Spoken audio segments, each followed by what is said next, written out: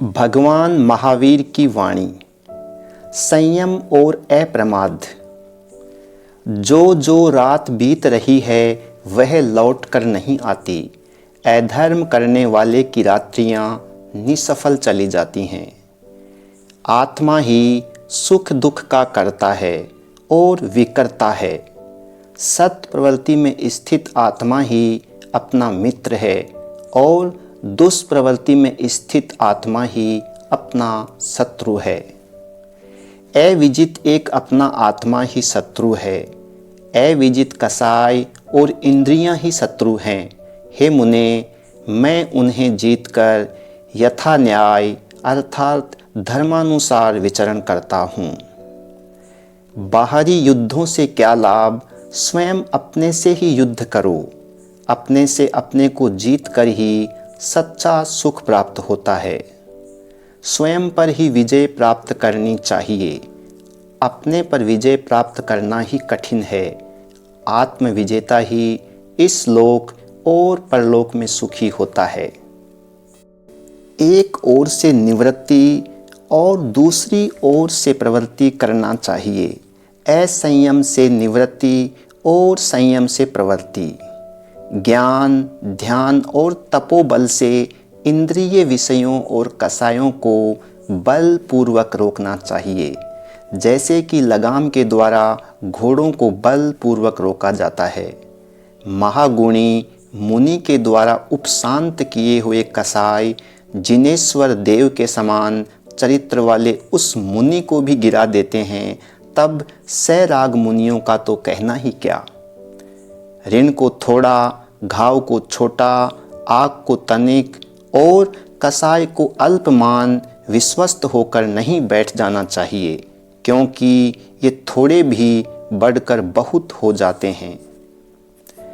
क्रोध प्रीति को नष्ट करता है, मान विनय को नष्ट करता है, माया मैत्री को नष्ट करती है और लोभ सब कुछ नष्ट करता है।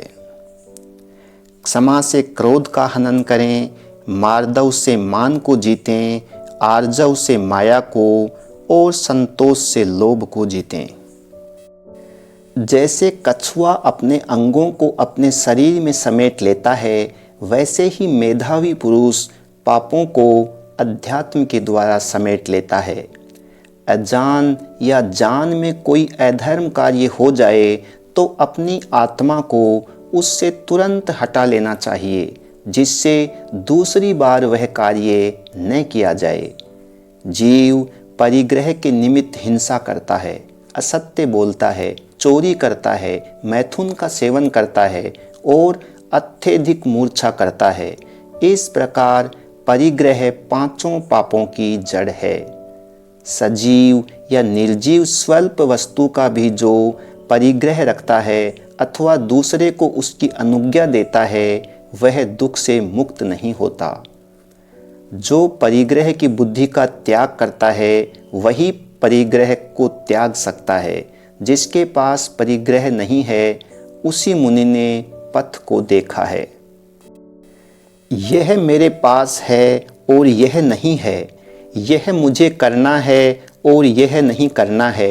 इस प्रकार वृथा बकवास करते हुए पुरुष को उठाने वाला काल उठा लेता है। इस स्थिति में प्रमाद कैसे किया जाए। जो पुरुष सोते हैं उनके जगत में सारभूत अर्थ नष्ट हो जाते हैं। अतः सतत जागते रहकर पूर्वार्जित कर्मों को नष्ट करो। प्रमत्त को सब ओर से भय रहता है, अप्रमत्त को कोई भय नहीं होता। आलसी सुखी नहीं हो सकता, निद्रालु विद्याभासी नहीं हो सकता, ममत्व रखने वाला वैराग्यवान नहीं हो सकता और हिंसक दयालु नहीं हो सकता। मनुष्यों, सतत जागृत रहो। जो जागता है उसकी बुद्धि बढ़ती है, जो सोता है वह धन्य नहीं है, धन्य वह है जो सदा जागता है। इन 5 स्थानों या कारणों से शिक्षा प्राप्त नहीं होती। पहला अभिमान, दूसरा क्रोध, तीसरा प्रमाद, चौथा रोग और 5वां आलस्य। इन 8 स्थितियों या कारणों से मनुष्य शिक्षाशील कहा जाता है। पहला, हंसी मजाक नहीं करना। दूसरा, सदा इंद्रिय और मन का दमन करना। तीसरा, किसी का रहस्योद्घाटन नहीं करना। चौथा, अशील न होना। पांचवा, विशील अर्थात दोषों से कलंकित न होना। छठा, अति रसलोलुप न होना। सातवां, अक्रोधी रहना तथा आठवां, सत्यरत होना। जिन देव के मतानुसार आहार, आसन तथा निद्रा पर विजय प्राप्त करके गुरु प्रसाद से ज्ञान प्राप्त कर जितात्मा का ध्यान करना चाहिए। गुरु तथा वृद्धजनों की सेवा करना, अज्ञानी लोगों के संपर्क से दूर रहना, स्वाध्याय करना, एकांतवास करना, सूत्र और अर्थ का सम्यक चिंतन करना तथा धैर्य रखना, ये दुखों से मुक्ति के उपाय हैं।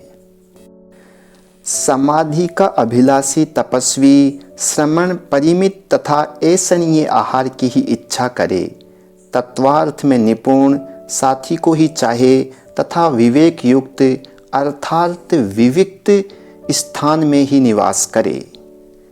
जो मनुष्य हित मित तथा अल्प आहार करते हैं, उन्हें कभी वैद्य से चिकित्सा कराने की आवश्यकता ही नहीं पड़ती। वे तो स्वयं अपने चिकित्सक होते हैं, अपनी अंतर शुद्धि में लगे रहते हैं।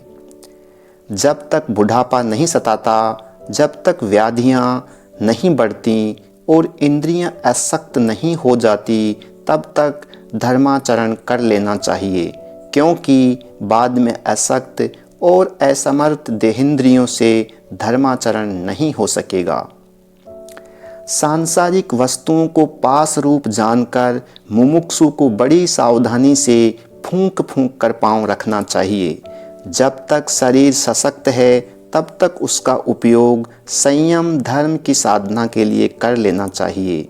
जब वह बिल्कुल अशक्त हो जाए, तब बिना किसी मोह के मिट्टी के ढेले के समान उसे त्याग देना चाहिए।